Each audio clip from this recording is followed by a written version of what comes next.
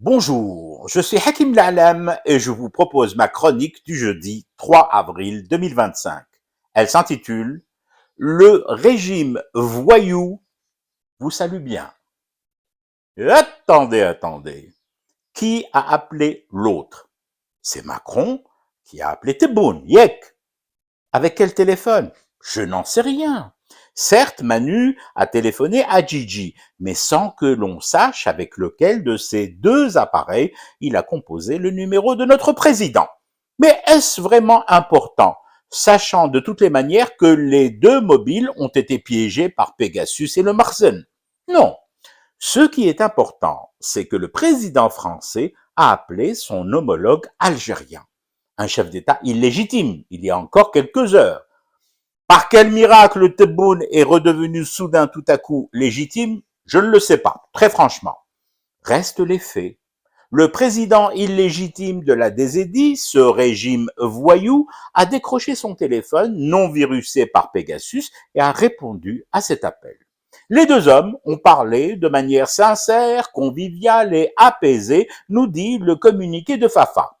Ce qui est tout de même une performance lorsque le président d'une démocratie comme la France, dont une élection a été faussée par un financement illégal, comme l'a révélé le procès Sarkozy, et dont les dernières législatives ont été elles aussi faussées par un détournement des résultats pourtant favorables au nouveau Front populaire, ce président-là, donc, s'est adressé en toute amitié au patron d'un système politico-militaire entièrement fondé sur la rente mémorielle. Chapeau bas tout de même. Alors, de quoi parle-t-on avec le chef d'une dictature?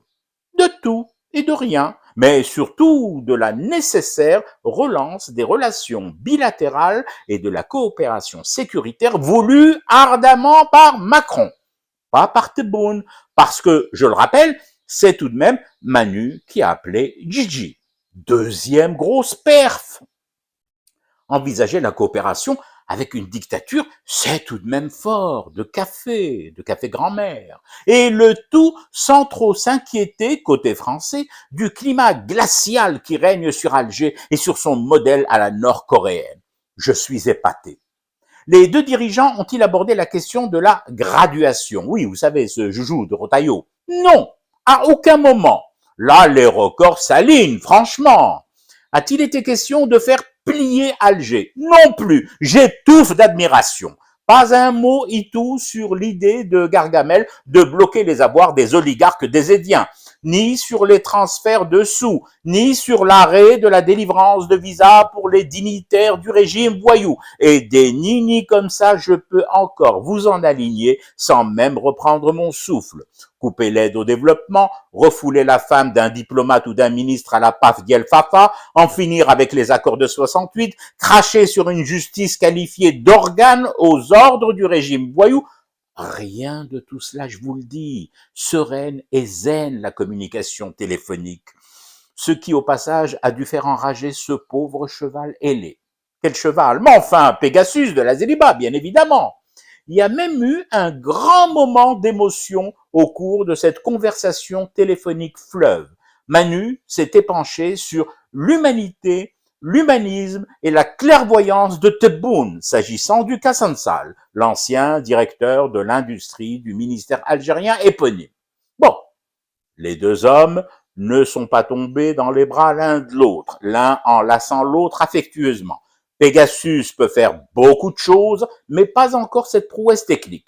Mais c'est juste reporté, puisqu'une rencontre en présentiel entre eux est d'ores et déjà prévue, précédée par les voyages à Alger de Moussa Darmanin, le ministre français de la Justice, et de Jean-Noël Barrot, chef de la diplomatie du régime de Paris. Oui, je dis encore régime de Paris parce qu'à l'occasion du procès Marine Le Pen, nous découvrons qu'une décision de justice peut être vertement critiquée et même remise en cause dans une démocratie pourtant exemplaire.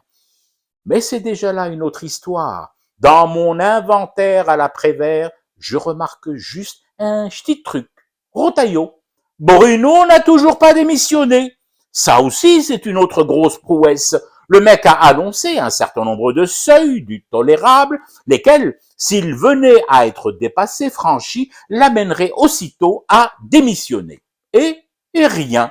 Gargamel, petit bras, Bruno, 38 millions, ne démissionne toujours pas, même après les mamours de son président avec le nôtre. Alors, monsieur Retailleau, et la parole donnée, t'en fais quoi?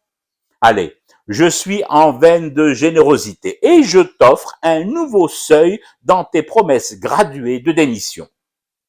Tu te casses si Manu revient sur la marocanité du Sahara occidental. Je ne sais pas pourquoi, mon petit doigt, au sortir des fêtes de l'Aïd, me dit que sur cette question, Paris pourrait rétropédaler spectaculairement et revenir aux fondements posés par l'ONU. Mon petit doigt, décidément bien bavard, m'a encore soufflé à l'oreille que ce dossier sahraoui, Alger ne le lâchera pas d'un cheveu, fût-il arraché ce cheveu à la queue de cheval de Sansal. Je fume du thé et je reste éveillé. Le cauchemar continue. C'était Hakim Na'alam. Je vous retrouve samedi pour une autre chronique et une autre façon de dire son amour à l'Algérie.